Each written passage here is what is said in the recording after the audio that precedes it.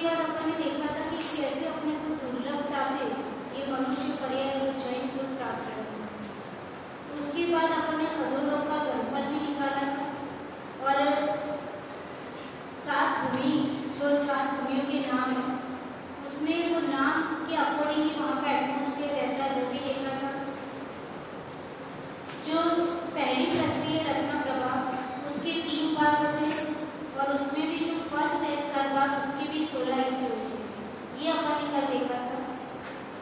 कितने बीज होते हैं नारकियों के, कितना जन्म लेने के बाद जैसे ही नीचे गिरते हैं और कितना ऊंचा उछलते हैं वो देखा था। कितने वहाँ की मिट्टी की दुर्गंध होती है और कितना वहाँ पे उष्ण शीत की वेदना भूख प्यास ये सारी वेदना वहाँ सहन करनी पड़ती है। और नरकों में जीवों को किस तरह से सम्यक दर्शन उत्पन्न होता है ये सारी बात कल अपन ने देखी थी। कल पीएल सेठी जी ने एक क्वेश्चन पूछा था कि नरक में लेशिया का क्या होता है, किस तरह की लेशिया वहाँ पे पाई जाती है। तो जो नरकों में 3 अशुभ लेशियाएं पाई जाती है, शुभ लेशिया नरकों में नहीं पाई जाती। अशुभ लेशिया होती है कृष्ण, मीन और काकुर, ये 3 अशुभ लेशिया है वही नरकों में पाई जाती है। आप नोट करना चाहो तो कर सकते हो। 5वां 6वां और 7वां नरक है वहां पे कृष्ण लेशिया पाई जाती है। 3रा 4था और 5वां नरक है वहां पे नील लेशिया पाई जाती है। यानी जितना नरक नीचे है उतने वहां पे अशुभ परिणाम भी खराब है। यानी 5 से 7 नरक तक कृष्ण लेशिया, 3 से 5 तक नील लेशिया और पहले दूसरे और तीसरे नरक में कापुर लेशिया होता है। और जो जीव जिस लेशिया के साथ जन्म लेता है आजीवन उसी लेशिया के परिणाम उसमें रहते हैं। अब किसी और ने एक और क्वेश्चन पूछा था कल कि कौन से जीव निकल करके कहाँ तक जाते हैं। तो जो 7वें नरक का जीव होता है वो निकल करके क्रूर पंचेंद्रिय पशु बनता है, मनुष्य नहीं बन सकता। 7वें नरक का जीव होता है वो क्रूर पंचेंद्रिय पशु बन सकता है पर मनुष्य को वो नहीं बन सकता। और 7वें नरक का जीव पंचेंद्रिय पशु बन के सम्यक को भी प्राप्त कर सकता है, क्रूर पंचेंद्रिय पशु बन जैसे अपन को महावीर भगवान का पूर्व हो। 6वें नरक का जीव होता है वो मनुष्य तो हो जाता है लेकिन महाव्रत धारण नहीं कर सकता। यानी 6वें नरक में से निकलने के बाद मनुष्य पर्याय को मिल सकती है लेकिन महाव्रत को धारण नहीं कर सकती। 5वें नरक का जीव होता है वो निकल करके मनुष्य बन जाएगा, महाव्रत भी धारण कर सकता है लेकिन मोक्ष प्राप्त नहीं कर सकता, यानी समस्त कर्मों का क्षय नहीं कर सकता। 4वें नरक का जीव है वो निकल करके महाव्रत भी धारण कर सकता है और मोक्ष भी प्राप्त कर सकता है लेकिन तीर्थंकर नहीं हो सकता, है ना। यानी मोक्ष प्राप्त करना और तीर्थंकर होना अलग है। तीसरे दूसरे और पहले नरक के जीव निकल करके तीर्थंकर भी हो सकते हैं। ये कल किसी ने क्वेश्चन पूछा था कि 7 नरकों से निकलने वाले जीव किस किस तरह से उनका जन्म होता है। तो सिंपल है, पहले संगीत पंचेंद्रिय पशु बनेंगे, मनुष्य भी बन सकते हैं। बाद में 6 नरक वाले मनुष्य तो बन सकते हैं लेकिन महाव्रत धारण नहीं कर सकते। 5th नरक वाले मनुष्य भी बन जाएंगे, महाव्रत भी धारण कर लेंगे लेकिन मोक्ष प्राप्त नहीं कर पाएंगे। 4th नरक वाले मनुष्य भी बन जाएंगे, महाव्रत भी धारण करेंगे, मोक्ष भी प्राप्त करेंगे लेकिन तीर्थंकर नहीं बन सकते। और 3rd 2nd और 1st नरक वाले वो तीर्थंकर भी बन सकते हैं। ऐसे 7 नरकों में से निकलने वाले जीवों की सिचुएशन ये कल अपने इतना कल अपने समझा था। अब आज अपन मध्य लोक की ओर देखते हैं। मध्य लोक यानी अपन जहाँ पे रहते हैं। अपने मन में मध्य लोक की कितनी बाउंड्री होती है, कितना मध्य लोक अपने मन में है, दुनिया कितनी बड़ी है, वो सब अपन जानने की कोशिश करते हैं। अपन जिसको दुनिया मानते हैं वो पूरे मध्य लोक में कितनी उसकी सिचुएशन है, कितनी छोटी है वो अपन यहाँ समझेंगे। बहुत ही इंटरेस्टिंग सब्जेक्ट है। अपन यहाँ पे देखते हैं ये जो सुमेरु पर्वत है उसकी ये जड़, ये जो ब्लैक लाइन दिख रही है, ठीक है, ये सुमेरु पर्वत की जो जड़ है वहाँ नीचे का अधोलोक का हल समझो, यहाँ से मध्यलोक स्टार्ट हो जाए सुमेरु पर्वत की जड़ से, उसको कहा जाता है चित्रा पृथ्वी।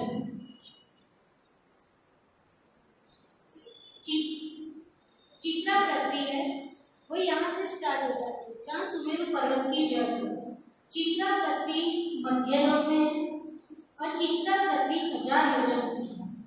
ठीक, ये 1000 योजन की चित्रा पृथ्वी है, उसका मतलब सुमेरु पर्वत कितना है 1,40,000 योजन। उसमें से अपन ने समझा था कि सुमेरु पर्वत की जड़ है वो 1000 योजन नीचे होती है। दैट मीन्स 1000 योजन की क्या है चित्रा पृथ्वी है, तो सुमेरु पर्वत की जड़ कहाँ जाएगी चित्रा पृथ्वी के नीचे जाएगी। ठीक, और चित्रा पृथ्वी के ऊपर अपना पूरा मध्यलोक बसा है। हम फिर से बोल रहे हैं, आप ध्यान से सुनिएगा, बहुत इंटरेस्टिंग सब्जेक्ट है ये। चित्रा पृथ्वी पूरी है, चित्रा पृथ्वी 1000 योजन मोटी और सुमेरु पर्वत 1,40,000 योजन, 40,000 नहीं 1,40,000 योजन बड़ा है। उसमें से सुमेरु पर्वत, कोई भी पर्वत होती है उसकी जड़ होती है, कोई भी समुद्र होती है उसकी गहराई होती है, तो जो सुमेरु पर्वत है उसकी जड़ 1,000 योजन है, यानी नीचे वो 1,000 योजन उसकी जड़ है। ठीक है, तो चित्रा पृथ्वी 1,000 योजन बड़ी है, दैट्स व्हाई सुमेरु पर्वत की जड़ कहाँ चली जाएगी चित्रा पृथ्वी के नीचे, चित्रा पृथ्वी के ऊपर सुमेरु पर्वत है, तो डेफिनेटली पूरा मध्यलोक किसके ऊपर है चित्रा पृथ्वी के ऊपर है। अब बात है कि चित्रा पृथ्वी का नाम चित्रा पृथ्वी के ऊपर है, उसका नाम चित्रा क्यों रखा, तो उसके पीछे भी एक लॉजिक है। जो जितने भी जड़ होती है, जो गहराई होती है, जो चित्रा पृथ्वी जो 1000 योजन की, उसमें विचित्र विचित्र प्रकार के मणिया, सोना, चांदी, तांबा, जसर, पारा, जितनी भी धातुएं होती है उन सबकी माइंस यानी खदानें हैं उसके नीचे। जितने भी मध्यलोक में असंख्य द्वीप और असंख्य समुद्र है, तो जितने भी द्वीप होते हैं उसकी क्या होती है जड़ होती है। जैसे कोई भी द्वीप होता है उसकी भी क्या होती है जड़ होती है, गहराई होती है। जितने भी समुद्र होते हैं उसका क्या होता है नीचे समुद्र इतना डीप होता है। ठीक है, तो जितने भी असंख्य द्वीप और समुद्र है उसकी वो कहाँ होते हैं चित्रा पृथ्वी की नीचे जो 1000 योजन है उसमें सारे क्या मिलेंगे असंख्य द्वीप, समुद्र की जड़, समुद्र की गहराइयाँ, फिर जितना अपन होता है ना बहुत अंदर डीप है, तो और फिर जितने भी तांबा जैसा जितनी भी धातु है यानी चित्र विचित्र प्रकार की धातुओं की खदानें सब उसके अंदर है। तो इतने अलग अलग विचित्र प्रकार की खदानें और सब कुछ उसके अंदर होने के कारण उसको चित्रा पृथ्वी कहते हैं। ठीक है, सारे द्वीप की नींव, समुद्र की गहराइयाँ और सारी धातुओं की खदानें सब 1000 योजन के अंदर है, इसलिए उसको चित्र विचित्र चीजें उसके अंदर होने के कारण उसको क्या कहते हैं चित्रा पृथ्वी कहते हैं। ठीक, अब अपन समझते त्रस नाड़ी। जो त्रस नाड़ी समझा था उसमें से अपना मध्यलोक, तो ये जो सेंटर पॉइंट अपने को दिख रहा है ये क्या है 1 योजन का क्या है, 1 राजू का क्या है अपना मध्यलोक। ये जो लाइन है कितनी है उसकी चौड़ाई 1 राजू, मध्यलोक कितने का है 1 राजू। तो ये अपनी 2 डायमेंशन पिक्चर है। ठीक है, ऊपर से फ्रंट व्यू, तो अपन यदि ये मध्यलोक है, ठीक है, मध्यलोक में ये त्रस नाड़ी का जो बीच में मध्यलोक है उसको अपन त्रस नाड़ी के ऊपर से देखेंगे। ठीक है, तो उसमें अपने को असंख्य द्वीप समुद्र उसके बीच में देखेंगे। तो बच्चे लोग आए तो मैंने उसका चित्र ड्रॉ किया था कैसा दिखता। अब सपोज ये जो मध्यलोक है उसको आपको देखना है कि 3 डायमेंशन में कैसे दिखे। तो सपोज ये है एक प्लेट की तरह, ठीक है, उस प्लेट को आप जस्ट बाहर निकालो और उसको यूं कर दीजिए। क्या कर दीजिए यूं, यानी सपोज जैसे ही मेरा हाथ है उसको मैंने यूं निकाला, ये प्लेट को निकाला ऐसे चीज एक राजू की और उसको यूं कर। ठीक है, तो ये जो अपन ये टर्न करेंगे तो वहां पे अपने को क्या दिखेंगे, असंख्य द्वीप और समुद्र दिखेंगे। और अपने को वैसे देखना हो तो जैसे त्रस नाड़ी के ऊपर हाइट पर से देखेंगे तो अपने को कैसे दिखेंगे, एकदम बिल्कुल सेंटर में गोल अपन को दिखेंगे। लेकिन समझने के लिए अपने को क्या करना पड़ेगा, यहाँ से अपने हाथ को बाहर किया, यानी प्लेट को बाहर निकाला मध्य लोकी और इसको यूं टर्न कर दिया, तो सारे असंख्य द्वीप समुद्र अपने को दिखेंगे। अब इसको घुमाओ, ठीक है। और ये जो मध्य लोक है वो कैसा है, चौकोर, क्योंकि आपने क्या कर दिया, घुमा दिया। जो यूं था उसको यूं घुमा दिया, अब क्या हो जाएगा, है ना, 4 कोने निकलेंगे। समझ में आ रहा है? आप लोग इतने दूर बैठे हो कि चित्र दिख रहा तो गलती आपकी, सही जगह चूज कीजिए। देखो कोई हेल्प रखे इतने लोग को, हाँ बेटा ले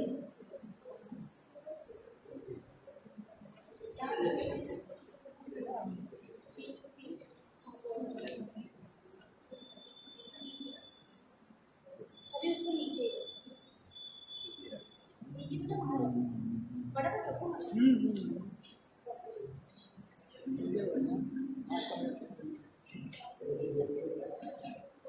ठीक। तो अपन ने प्लेट को निकाला, उसको टर्न करें, तो टर्न करने के बाद ये सीन असंख्य द्वीप और समुद्र एग्जैक्ट समझ में आया मन में, एक अच्छा एक विजुअलाइजेशन परफेक्ट समझ।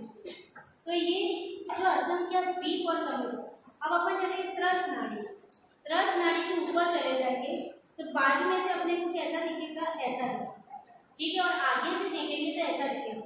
और जब आप त्रस नाड़ी के सेंटर में से देखोगे तो यहाँ पे सारे गोल में क्या दिखेंगे अपने को, असंख्य द्वीप समुद्र। तो समझ में आता है। अब ये असंख्य द्वीप और समुद्र अपने शास्त्र में जैसे असंख्य द्वीप और समुद्र तो बोला, उसमें से 16 स्टार्टिंग के द्वीप समुद्र और एंड के 16 द्वीप समुद्र के नाम अवेलेबल है। बाकी के बीच के सारे द्वीप समुद्र के नाम हो सकता है पहले होंगे पर काल के काल में समा गए, अपने पास अभी अवेलेबल नहीं है। तो जो सबसे पहला द्वीप है ये सेंटर में दिख रहा है, ये जम्बू द्वीप, ठीक है। फिर जम्बू द्वीप के बाद कौन सा द्वीप आएगा, समुद्र आएगा। ये द्वीप आपको ब्लैक कलर में इंडिकेट किए और समुद्र किस कलर में इंडिकेट किए, व्हाइट कलर। फिर द्वीप आपको ब्लैक, फिर व्हाइट, फिर द्वीप आपको ब्लैक कलर और समुद्र है वो व्हाइट कलर। आज मुनिया ये मुनिया ने डायग्राम बनाया, बहुत अच्छा, उसने समझाने के लिए उसने बहुत अच्छा क्रिएट किया। फिर जम्बू द्वीप, अब अपन क्या बोलते हैं, 16 प्रकार के द्वीप और समुद्र के रूप, जैसे जम्बू द्वीप, फिर लवण समुद्र, फिर तार्की खंड यानी ये जम्बू द्वीप, लवण समुद्र, तार्की खंड, काला नदी समुद्र, फिर उसके बाद पुष्कराज द्वीप, पुष्कराज समुद्र, फिर उसके बाद वारुणिका द्वीप, वारुणिका समुद्र, वारुणिका, उसके बाद क्षीरवर द्वीप, क्षीरवर समुद्र, फिर उसके बाद ध्रुतवर द्वीप, ध्रुतवर समुद्र, फिर उसके बाद क्षौद्रवर द्वीप, उसके बाद क्षौद्रवर समुद्र, और उसके बाद 8वें नंबर पे आएगा नंदीश्वर द्वीप और नंदीश्वर समुद्र। जैसे आप इतनी स्पीड से नहीं लिख पाते तो बाद में जैसे वीडियो अपलोड होगी उसमें से लिख। फिर उसके बाद 9वें नंबर पे आता है अरुणिवर द्वीप, अरुणिवर समुद्र, उसके बाद अरुणाभास द्वीप, अरुणाभास समुद्र, कुंडलवर द्वीप, कुंडलवर समुद्र, शंखवर द्वीप, शंखवर समुद्र, भुजंगवर द्वीप, भुजंगवर समुद्र, भुजंगवर द्वीप, भुजंगवर समुद्र, कुशवर द्वीप, कुशवर समुद्र, क्रौंचवर द्वीप, क्रौंचवर समुद्र। ये 16 द्वीप और समुद्र। उसके बाद असंख्य द्वीप और समुद्र बीच में, असंख्य, ठीक। और फिर लास्ट के जो 16 द्वीप और समुद्र है उसमें से हमको 2 तो एक नाम मिले हैं, यानी लास्ट के 2 असंख्य द्वीप और समुद्र, उसके बाद 16 के नाम अवेलेबल है। उसमें 16 में से जो लास्ट के 2 है, एक का तो सबको नाम है लास्ट वाला, स्वयं भ्रमण समुद्र और स्वयं भ्रमण द्वीप। उसके पहले द्वीप का नाम है मननशील द्वीप और मननशील समुद्र। इतना अपने को द्वीप का मैटर सबको समझ में आता है।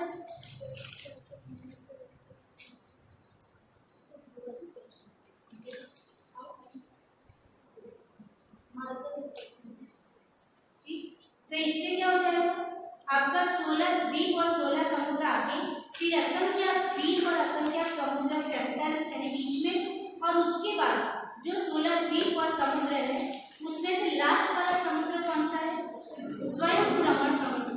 ठीक, और उसके पहले वाला द्वीप स्वयंभू द्वीप, उसके पहले वाला समुद्र मननशील द्वीप, मननशील समुद्र और मननशील द्वीप। इतना माइंड में पिक्चर क्लियर, सबको समझ में आ रहा है।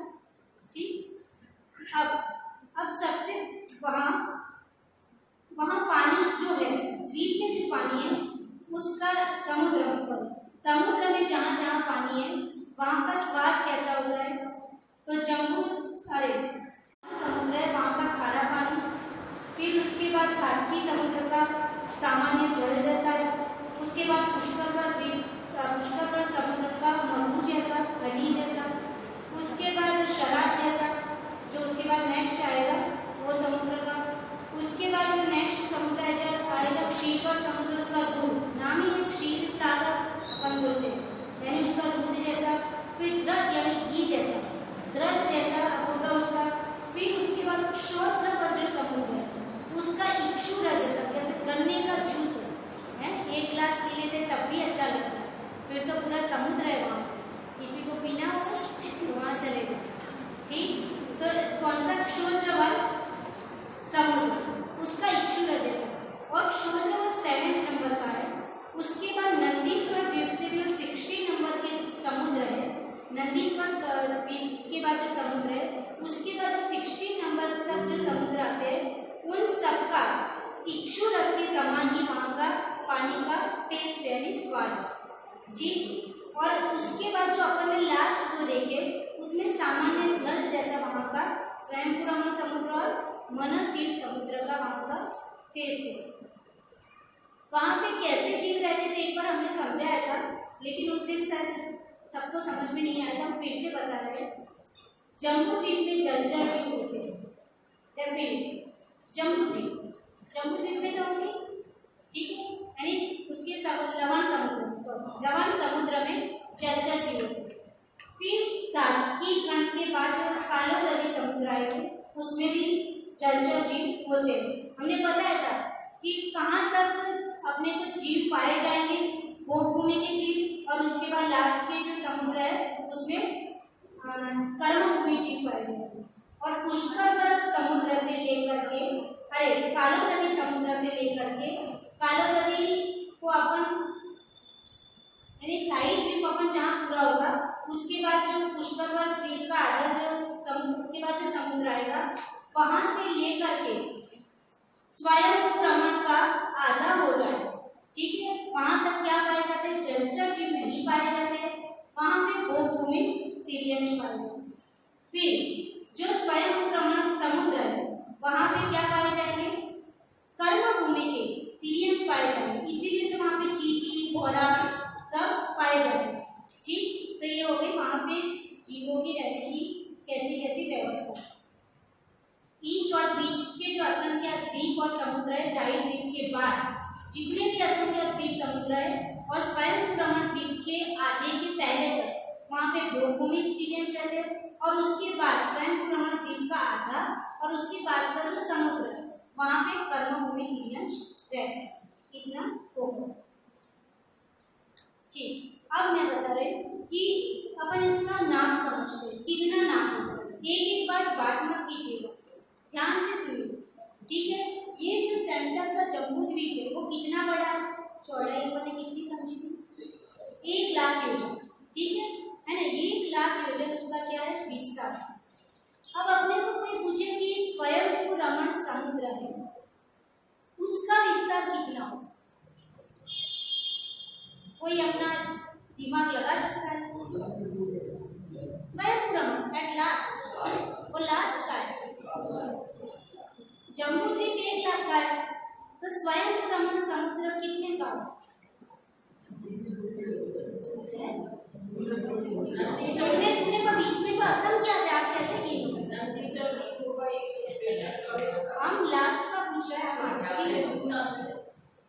आप गिन ही नहीं सकते, बीच में असंख्य द्वीप और समुद्र है, असंख्य द्वीप समुद्र है। हम लास्ट का पूछ रहे हैं, एट लास्ट जो स्वयं प्रमाण समुद्र है वो कितना बड़ा है? थोड़ा दिमाग लगा लो, फिर अभी हम बोलेंगे तो आपको लगेगा कितना इजी, बिल्कुल इजी, आप आराम से निकाल लो।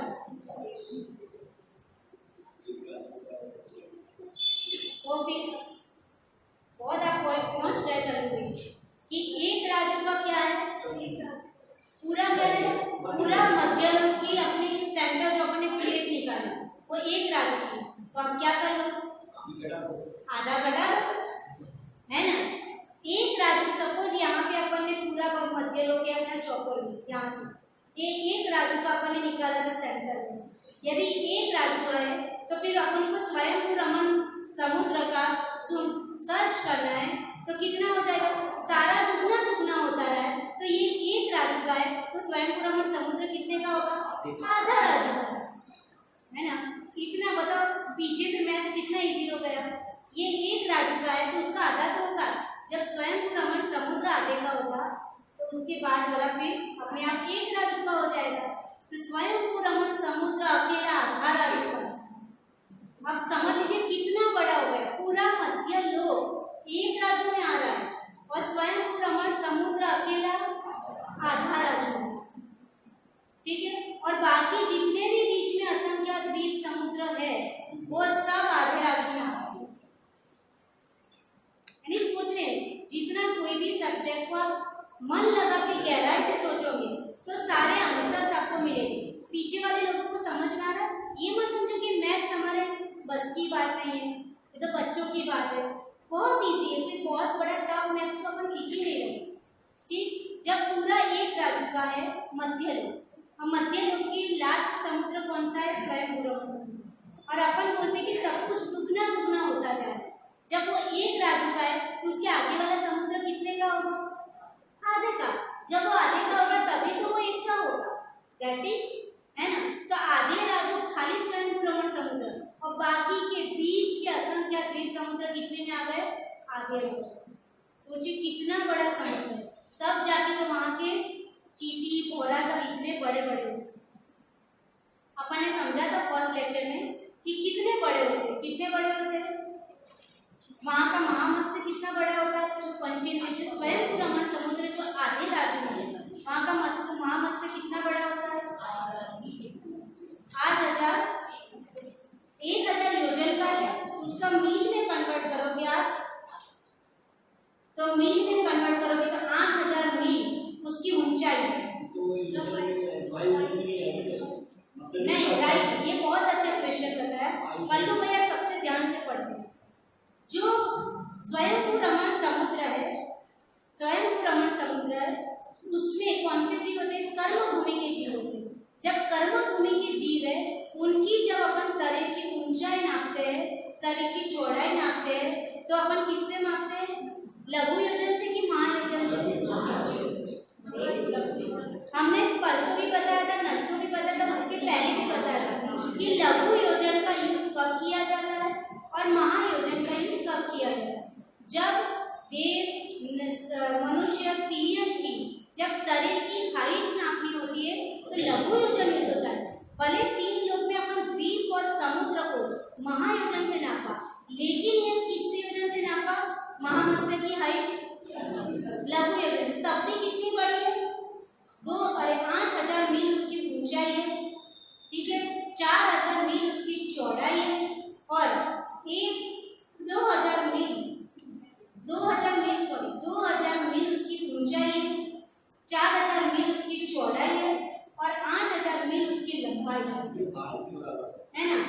हाँ, यहाँ से लंदन पहुंच जाओ बस, उतना बड़ा तो महामत्स्य, यानी 1000 योजन टोटल अगर बोले योजन तो 1000 योजन का क्या है, वो 1000 योजन लंबा, 500 योजन चौड़ा और 250 योजन क्या हो जाएगा, ऊंचा।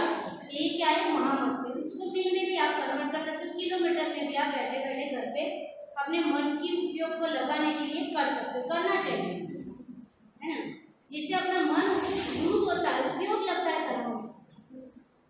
अब महामत से इतना 1000 मीटर लंबा, 500 चौड़ा, 250 ऊंचा योजन होगा। महामत से वहाँ के एक प्राणी की, आप डायनासोर को देखिए तो कितना बड़ा है, अब आप इसको बताओ कि ये कितना बड़ा है।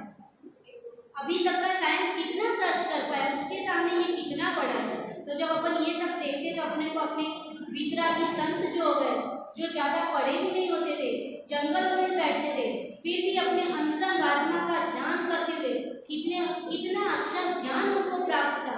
केवल ज्ञान में उनको कितना झलकता था तीर्थंकर भगवान को है। अपन दुनिया देखने जाते तब भी अपन दुनिया नहीं देख पाते, और वो क्या अपनी आत्मा को देखते, तो उन्होंने 3 लोगों को देख लिया।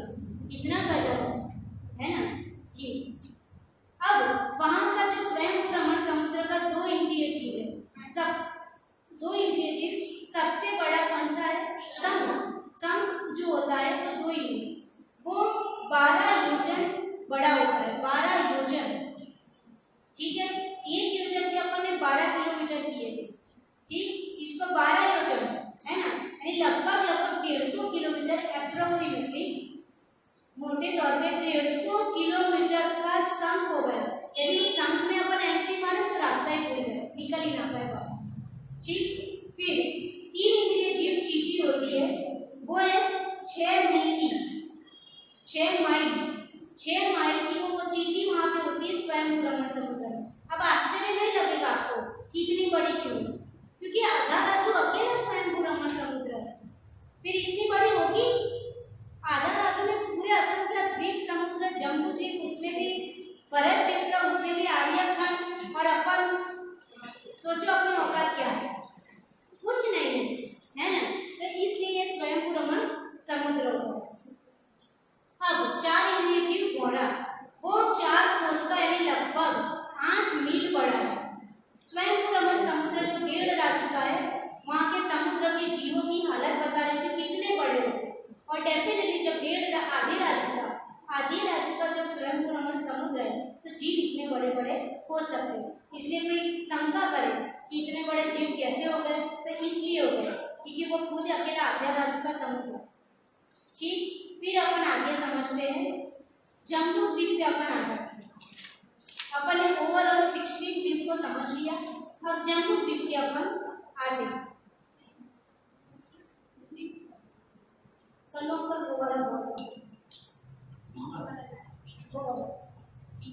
पीछे इसके आगे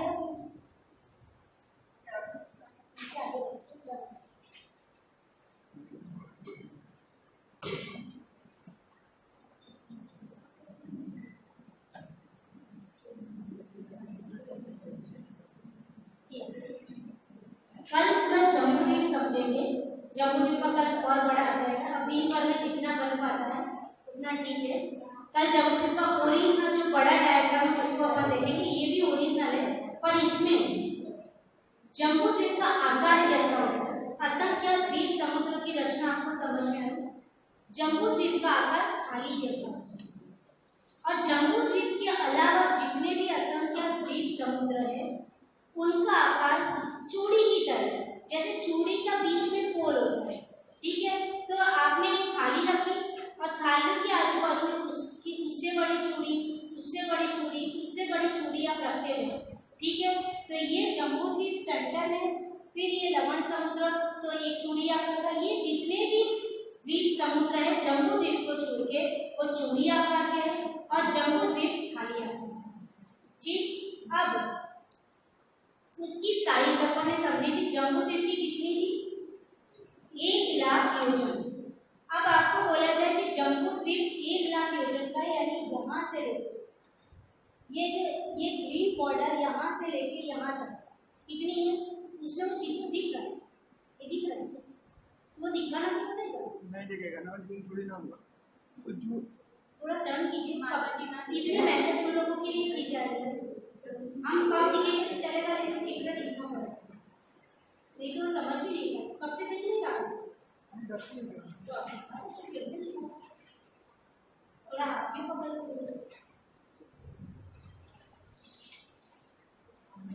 ये जब ग्रीन बॉर्डर से यहाँ तक जम्बू द्वीप, जो ये पूरा ग्रीन कलर में है, ठीक है। तो यहाँ से यहाँ अपना 1 लाख योजन का जम्बू द्वीप। अब उसकी परिधि निकालते, अपन स्कूल में पढ़ते थे परिधि निकालनी। सॉरी हमसे मिस्टेक हो गई, ये जो ब्लैक कलर का है वो जम्बूद्वीप है। ये ब्लैक कलर का छोटा सा मतलब दिखाई दे, ये छोटा सा ब्लैक कलर का ये ब्लैक रीजन यहाँ लिखा हुआ है वो जम्बूद्वीप। अब अपन जम्बूद्वीप की परिधि निकालते हैं। हाँ थोड़ी देर आ जाए। जम्बूद्वीप की परिधि कैसे निकालोगे? परिधि कैसे निकलती है? 2 पाई आर स्कूल में पढ़ते थे। परिधि का सूत्र है 2 पाई आर, ठीक है 2 पाई आर। अब निकालो। हाँ 2 पाई आर लिखो तो पाई डी लिखो। रेडियस होता है वो डबल होता है। आर का मतलब होता है रेडियस, त्रिज्या। रेडियस होती है वो डबल होती है, यानी रेडियस डबल है तो आप पाई डी कर दीजिए। डायमीटर इसका डायमीटर कितना हो जाएगा? जम्बूद्वीप का डायमीटर यानी व्यास, तो जम्बूद्वीप का व्यास कितना है? 1 लाख मीटर। यहाँ से यहाँ तक का व्यास है, यहाँ से यहाँ तक का व्यास क्या है तो वो कितना है? 1 लाख मीटर है व्यास है। अब उसकी आपको परिधि निकालनी है, तो परिधि का सूत्र क्या हो जाएगा? पाई डी, ठीक है। त्रिज्या का डबल यानी डायमीटर, जैसे 2r उसको आप d लिख दोगे तो बात तो ये r यानी त्रिज्या। त्रिज्या को 2 बार गुणा किया तो अपने आप क्या हो जाएगा? व्यास आ जाएगा, तो d यानी व्यास। पाई d बराबर अपने को आंसर मिलेगा, आपकी निकालिए। पाई इंटू d कीजिए। नहीं समझना नहीं वो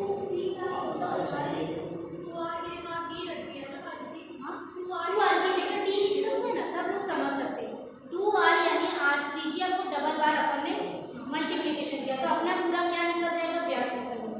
तो अपन पाई डी भी बोल सकते हैं। अब पाई की वैल्यू रखिए और डी यानी 1 लाख योजन। अब मल्टीप्लिकेशन करिए कितना आंसर आएगा वो अपनी परिधि निकलेगा। हाँ कल से एक काम करना, कोई साइंटिफिक कैलसी हो अथवा मोबाइल उससे कोई फटाफट कैलकुलेशन करो क्योंकि इससे बहुत टाइम लगता है। तो लगभग आपका निकलेगा 3,14,000 कितना है? आप गुण करोगे ना तो याद रहेगा। हम यहाँ से बता देंगे तो आपको लगेगा माता जी बता रहे थे लिखते हैं। कितना है? 3,14,000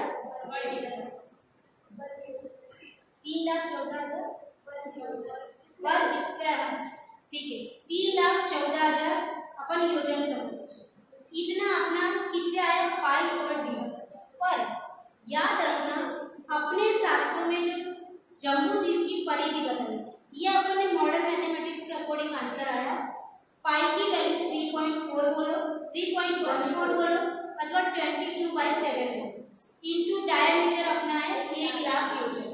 तो इसका मल्टीप्लिकेशन करते तो अपना आंसर आ गया 3,16,000 14,000 वर्ग मीटर। पर अपने शास्त्र में इसकी परिधि बताइए, लिख लीजिए 3,16,227 योजन।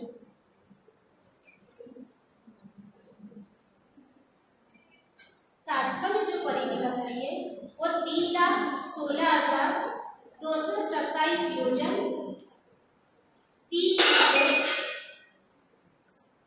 3 कोश 128 धनुष। पूरा लिखिए 3,16,227 पहले योजन, 3 कोश 128 धनुष, 13.5 अंगुल से कुछ अधिक।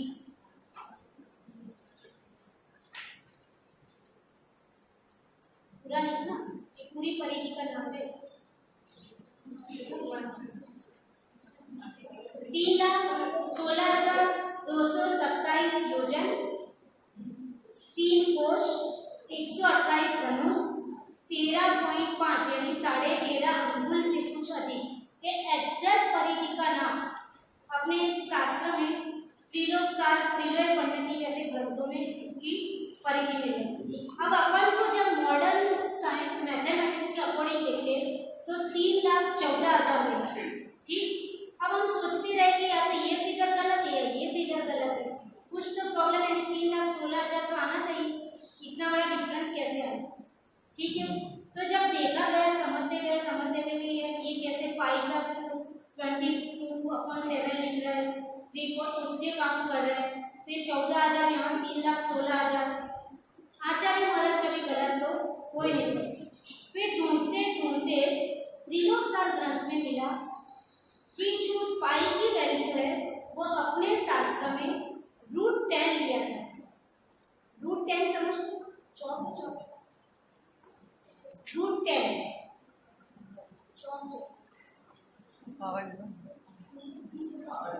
कागज ना इस पे लिखा है, खराब हो जाएगा। वैसे हमारे पास में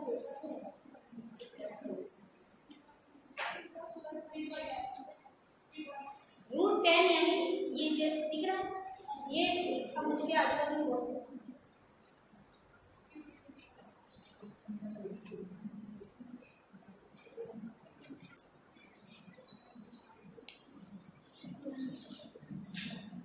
ये जो दिख रहा है √10 जो अपन स्कूल में लिखते हैं, ठीक है। पाई की वैल्यू मॉडर्न मैथमेटिक्स क्या लेता है 22/7, पर जो अपने शास्त्र में आचार्य महाराज ने लिया है √10।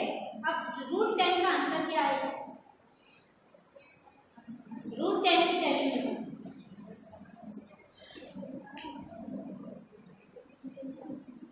√10 का वैल्यू कोई किसी के पास मोबाइल है उसमें आराम से रखा जाए, या फिर साइंटिफिक कैल्शियम कल से लेके आना तभी होगा, ठीक।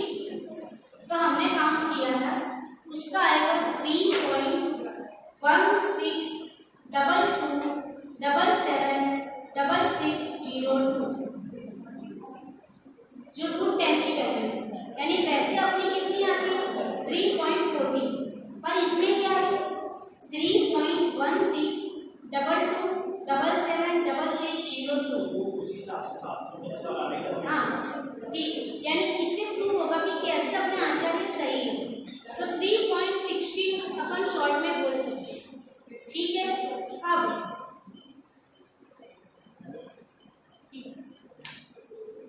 3.16 को आपको कितने से गुणा करना है 1,00,000 से। जब शास्त्र की फिगर निकालें तो आपका आंसर जैसे शास्त्रों में लिखा है वैसा मिल जाएगा, ठीक।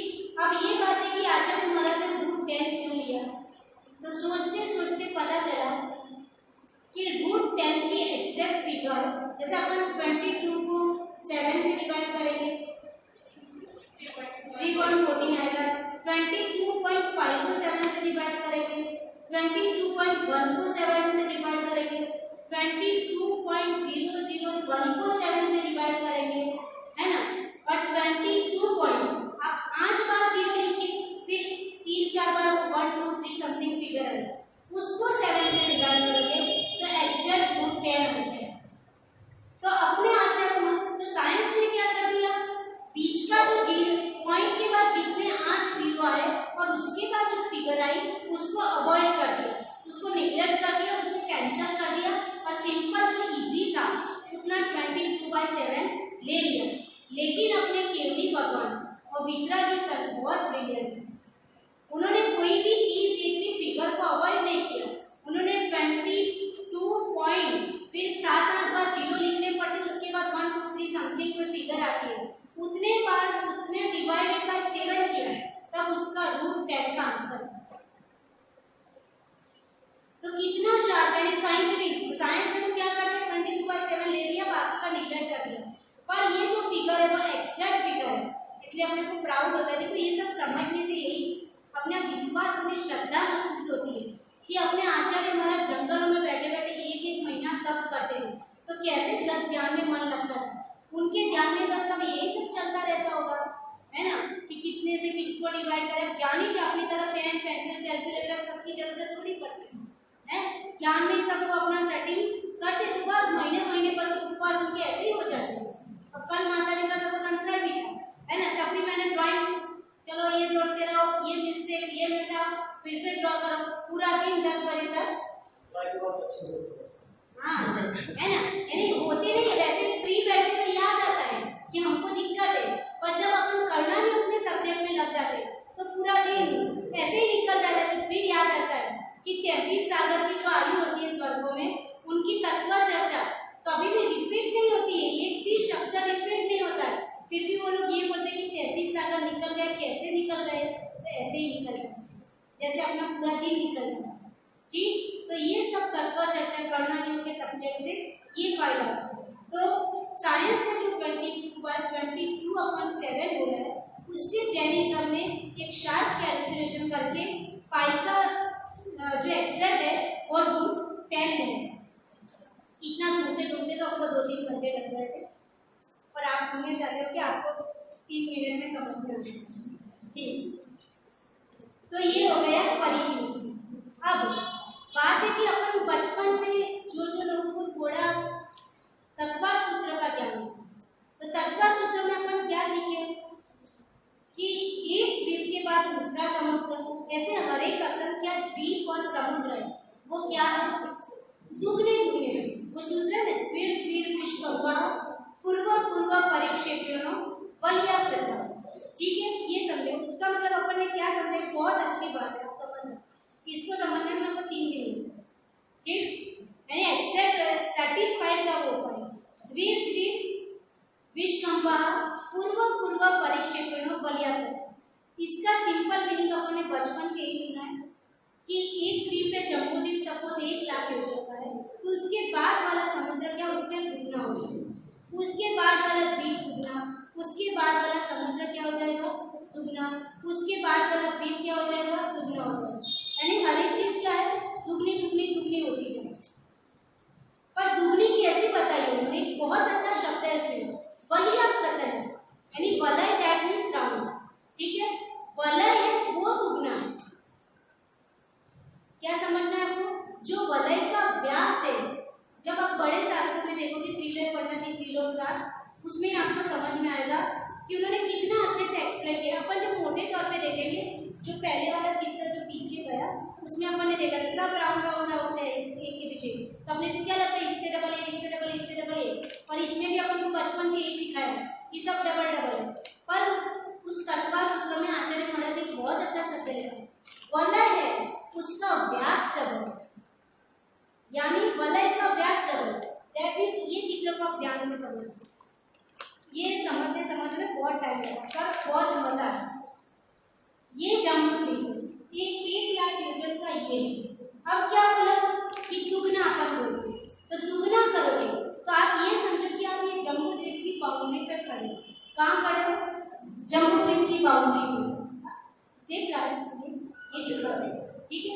ये जम्बूद्वीप की बाउंड्री पे आप खड़े हो, वहां से आपको क्या करना है? लवण समुद्र क्या है? दुगना है। तो आपको दुगना यहाँ से नहीं मिलना है, आपको वलयाकृत है। वलय क्या है?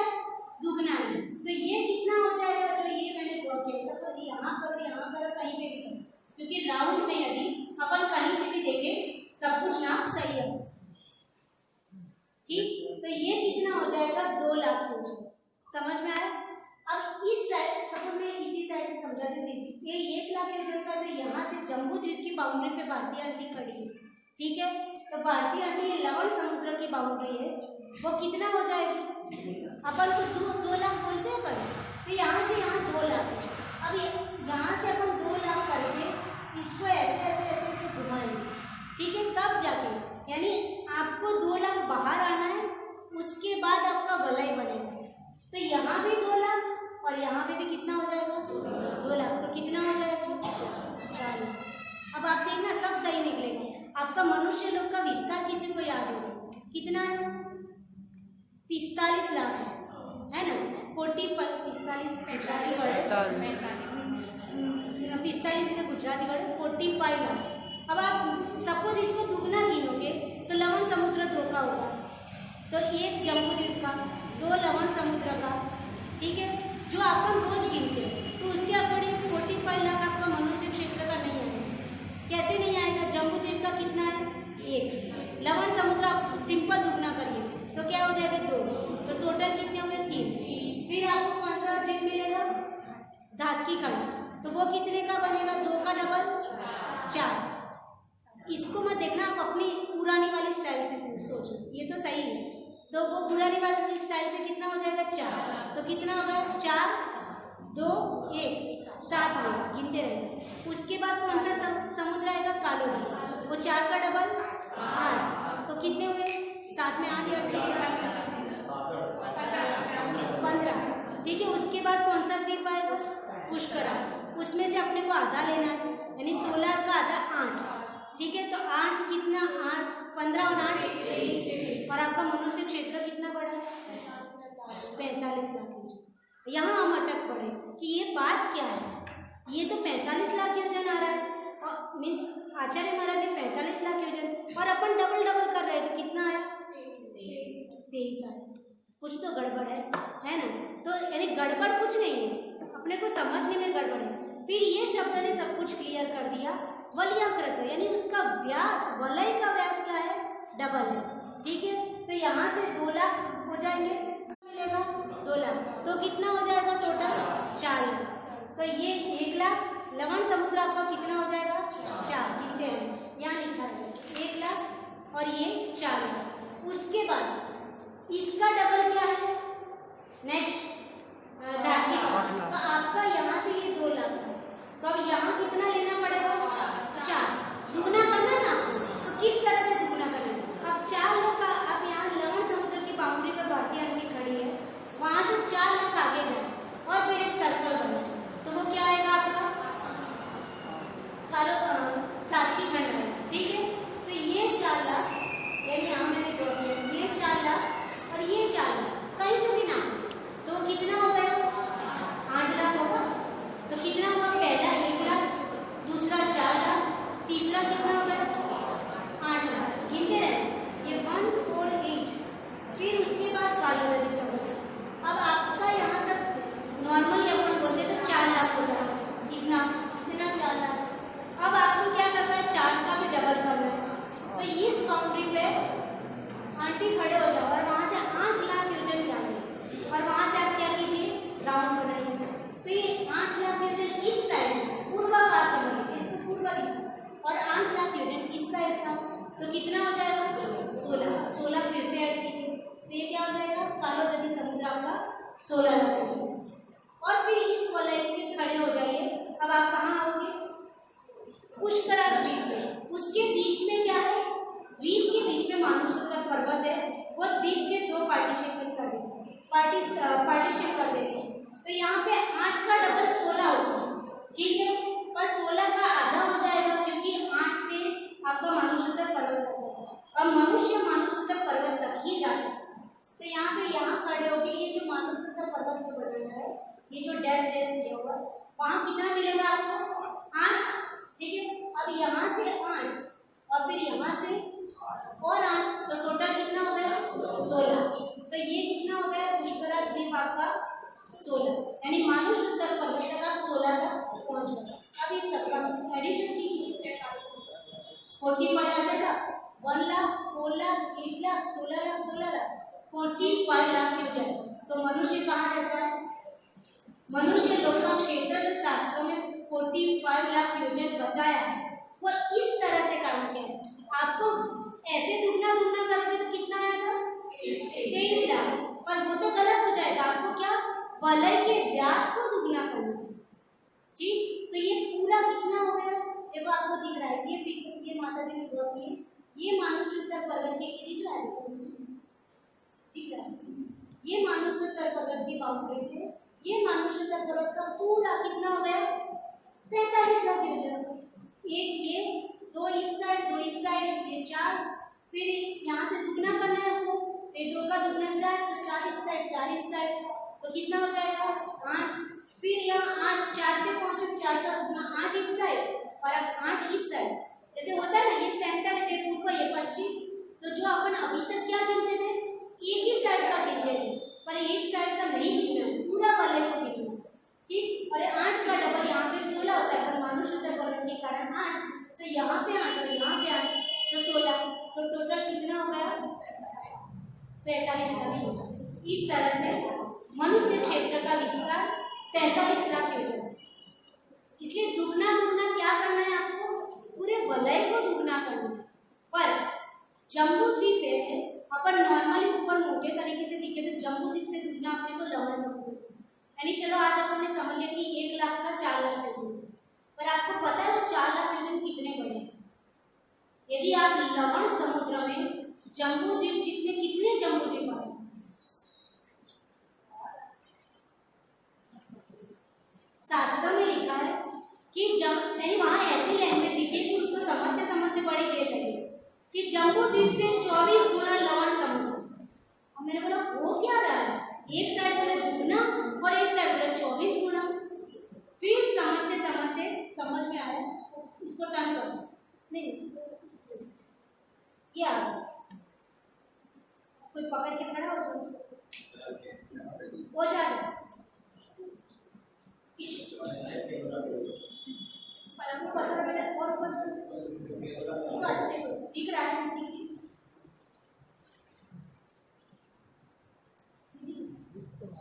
अच्छे से बस आप देखो क्या बोला कि जम्बूद्वीप से 24 गुना लवण समुद्र। अब कैसे 24 गुना, एक साइड दुगना, उसको समझते समझते तो देर लगेगी, 45 लाख फ्यूजन के 45 लाख फ्यूजन कैसे हुए। अब इसको जम्बूद्वीप से 24 गुना लवण समुद्र, तो ये जो बाहर की जो मेन सर्कल आपको दिख रहा है उसको लवण समुद्र गैस किया, और ये जो सेंटर का दिख रहा है जिसमें कोई नंबरिंग नहीं है उसको क्या गैस किया, जम्बूद्वीप। अब देखना कितने अच्छे से आचार्य महाराज ने सोचा है, ये जम्बूद्वीप उससे 24 गुना, तो अपन ने क्या बोला था जम्बूद्वीप ये 1 लाख फ्यूजन है, यहाँ से यहाँ का क्या है 1 लाख फ्यूजन, और लवण समुद्र क्या है डबल यानी 2 लाख फ्यूजन।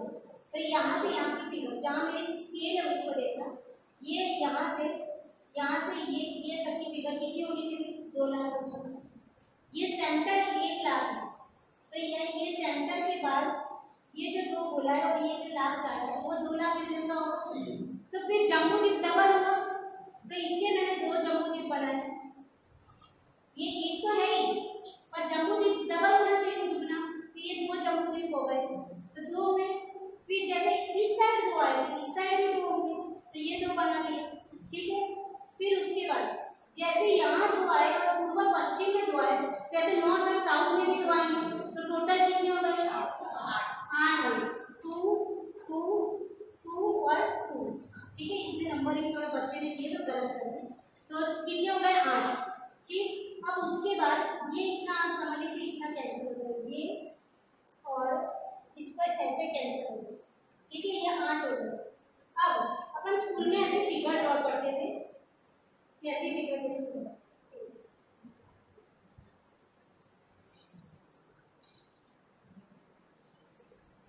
ऐसी वाली फिगर ड्रॉ करते थे स्कूल में, छोटे थे तब स्कूल में सिखाया जाता है, तब ऐसा लगता था टीचर क्या कर रही है, दिमाग का दही बना रही है, पर आज वो फिगर काम में आता है ना। तो देखो अपन ने यहाँ पे 2 गोले बनाए, ये वाला जो सेंटर सबको दिख रहा है उसको डाल हम बना रहे हैं, इसमें तो आपको और समझ, ये रफ ड्रॉ किए, ये आपने कर दिया, ये जम्बूद्वीप सेंटर में, उसके 2 इधर नॉर्थ साउथ पूर्व पश्चिम उत्तर दक्षिण 2 2 बना दिए, क्योंकि 2 2 लाख फ्यूजन का है तो 8 हो गए। अब आचार्य महाराज ने 24, तो आपका जो ये वाली दिशा है वहाँ पे 2 2 बना दीजिए, क्योंकि सेंटर से आप कोई भी डायरेक्शन में जाओगे कितने बनेंगे 2 लाख फ्यूजन, तो आप वहाँ 2 बना दीजिए, तो और कितने बढ़ जाएंगे, फिर से 8 बढ़ जाएंगे, फिर से ये वाले 8 बढ़ गए, ये और ये, फिर से कितने बन गए 16, यानी पहले क्या ये 16, अब क्या बोला और 8, तो ये जो बीच बीच में गैप पड़ा है वहाँ पे आप एक एक गोला रख दो, देखो हम दूसरे कलर ब्लैक कलर की ब्लू कलर की तो दिखे आप कोई भी दे दो ब्लैक, कि मेरा रेड है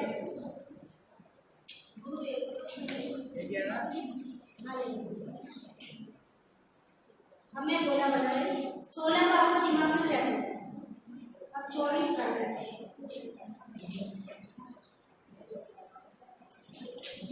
ये जितने भी ब्लू दिख रहे हैं वो कितने बनेंगे, देखो आप खुद करके देखो 8 बनेंगे, जितनी गैप बचेगी 2 2 गोले के बीच में वहाँ मैंने गोले बना दिए तो 8 बन गए, कितने हो गए, जम्बूद्वीप से लवण समुद्र कितना है 24 गुना, सोचिए, देखने में कितना इजी लग रहा है, दुगना है, पर आचार्य महाराज ने क्या बोला, 24 गुना है, यानी 24 जम्बूद्वीप और समा जाएंगे अंदर। कितना बड़ा लवण समुद्र है, समझ में आया? एक सिंपल मैथमेटिक्स है ये। अपने जम्बूद्वीप, और जम्बूद्वीप को हमने काउंट नहीं किया है, उसके अलावा 24 राउंड होंगे। ये एक मैथमेटिक्स, ये फर्स्ट, इसमें फर्स्ट वन, हाँ इसलिए फर्स्ट है, ये सेकंड है, ये थर्ड लिख रहा है, फोर्थ है, ठीक है? देखिए ये फर्स्ट है, सेकंड, ये ऐसा नहीं आंटी लोगों को समझ में नहीं आता, ध्यान से पढ़ो हैं, आंटी को नहीं आता तभी पढ़ते जाओ, दूसरे को में आएगा, है ना? आ रहा है, और इस बार में दोबारा अपन पढ़ेंगे, इसको समझ लीजिए, घर जाके फिर से बार-बार वीडियो को देखना, अपने आप हमको भी समझने में, सब कैलकुलेशन निकालने में लगा टाइम, और आप पुण्यशाली थी, सब ऑटोमेटिक रेडी में मान लो। ये 1, ये 2, ये 3 और 4, ठीक है? ये 5, ये 6, ये 7 और 8, ये अपन ने कहाँ बना दिया, पूर्व पश्चिम उत्तर दक्षिण। अब अपन दिशा में बदलेंगे, इसमें कहाँ बनाया, ये आ गया, इसे अच्छा करेंगे, 9, ये 10, ये 11, ये 12, ये 13, ये 14, ये 15 और ये 16, बराबर? फिर 16 हो गया। अब ये सबके बीच में जहाँ जगह बचा, तो उसने क्या किया, सबके 17, ये यहाँ किया पीछे, ये दोनों के बीच में कहाँ एक और जम्बूद्वीप आ जाएगा, ये दोनों के बीच में एक और जम्बूद्वीप, ये दोनों के बीच में एक और, ये दोनों के बीच में एक और, 21, 22, 23 और 24, कितने जम्बूद्वीप बन जाएंगे? यानी एक लवण समुद्र में 24 जम्बूद्वीप आ जाएंगे, यानी 2 गुना है कि 24 गुना? टेक्निकली समझे, ठीक? तो इस तरह से अब अपन को जब ये सब बातें देखते हैं,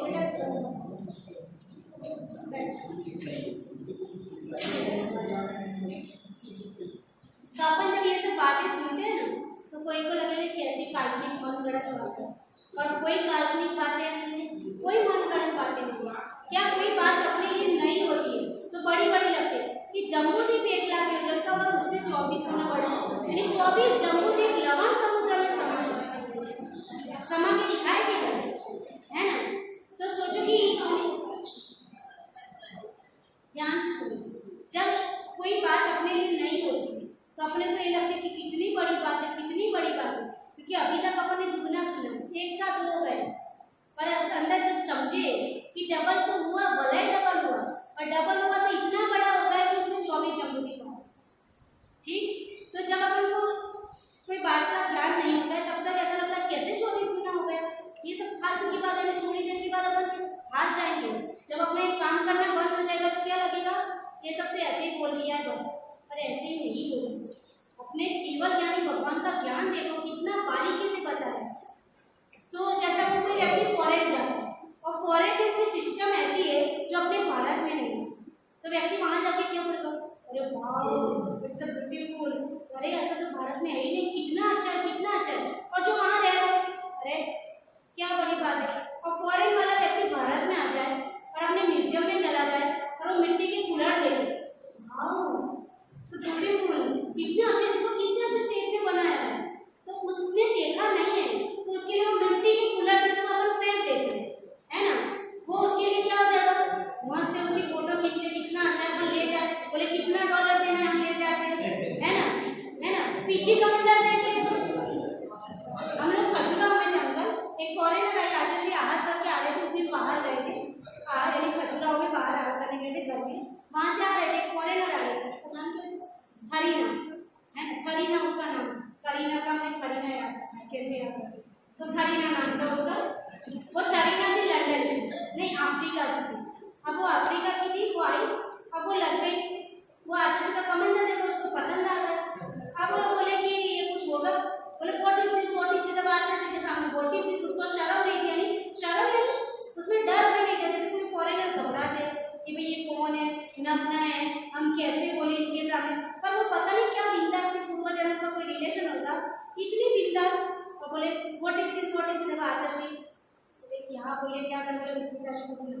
तो हम जब आहार करके आए तो वो तुम्हारी बैठी रही, भक्ति चल रही थी, सब साधु आते गए, अब वो बस एक ही बात बोले कि इसको इंग्लिश में बोल रहे थे, कोई समझ नहीं पा रहा था, इसको हमको घर ले जाना, आप हमको दे दो, जितने पैसे ले रहे हो उतना ले लो।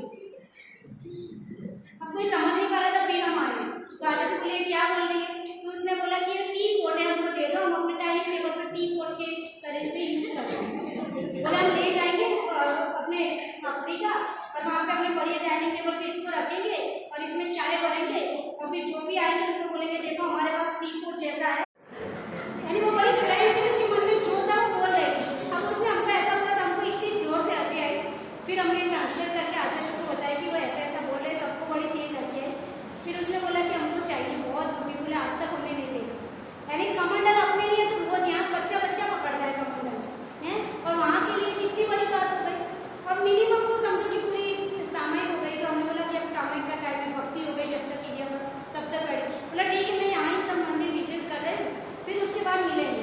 तो बोला ठीक है। उसके बाद जो फतेहगढ़ अनूप वो हाजी, यानी 2 घंटे उसके पीछे ही गए।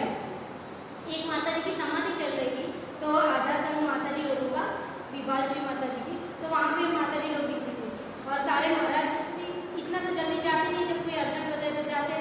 तो हम वहाँ पे थे 2-3 माता जी, बाकी सब माता जी वहाँ पे, और सारे महाराज का संग और श्रावक आ गए, क्योंकि वो इतनी उसके फेस के एक्सप्रेशन देखो, बिल्कुल छोटे बच्चे की तरह बोलती थी, एकदम ऐसे नाटक कर करके। फिर वो बोले कि हमको ये चाहिए, तो हमने बोला कि नहीं मिल सकता। बोले क्यों नहीं मिल सकता? बोले जितने पैसे चाहिए उतने चाहिए। मैंने बोला हम पैसे रखते ही नहीं। तो मैंने बोला ये जैन धर्म का सिंबल है, ये सिर्फ कौन रखते हैं? साधु ही रखते हैं, इसको आपको नहीं ले सकते। बोले हमको चाहिए चाहिए चाहिए चाहिए, बस एकदम अड़ पड़ी। यानी 3 घंटे तक उसको पूरा जैन धर्म का सब समझा दिया, उसका ध्यान बस कमंडल है ना। तो ऐसे ही कि जो चीज़ अपने नहीं देखी वो चीज़ अपने लिए बड़ी है। तो आज अपन देखते हैं कि 24 जम्बूद्वीप एक में आ जाए, तो वो चीज़ अपने लिए क्या होती है? बड़ी, क्योंकि अपन ने नहीं देखी।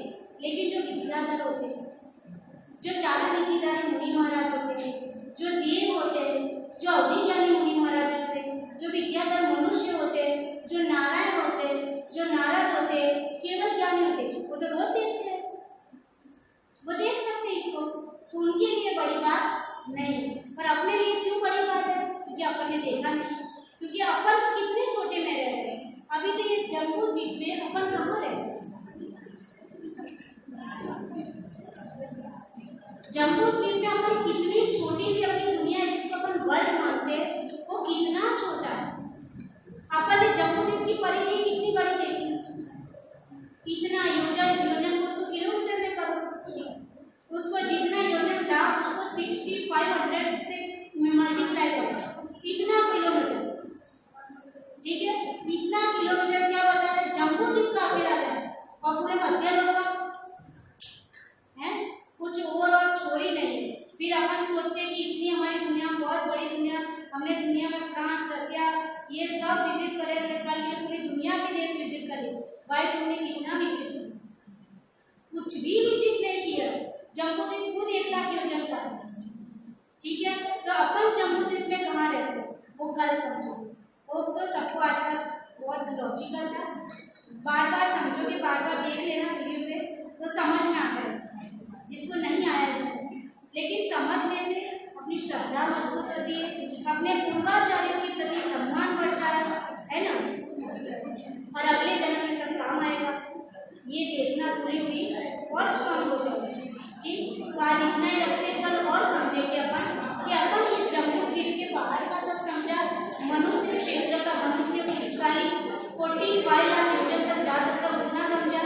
अब कल और समझेंगे कि इतना छोटा सा 1 लाख योजन में अपन कहाँ रहे, और ये 1 लाख योजन वाला जम्बूद्वीप कितना ब्यूटीफुल है वो अपन कल समझेंगे। आज इतना ही रखते हैं।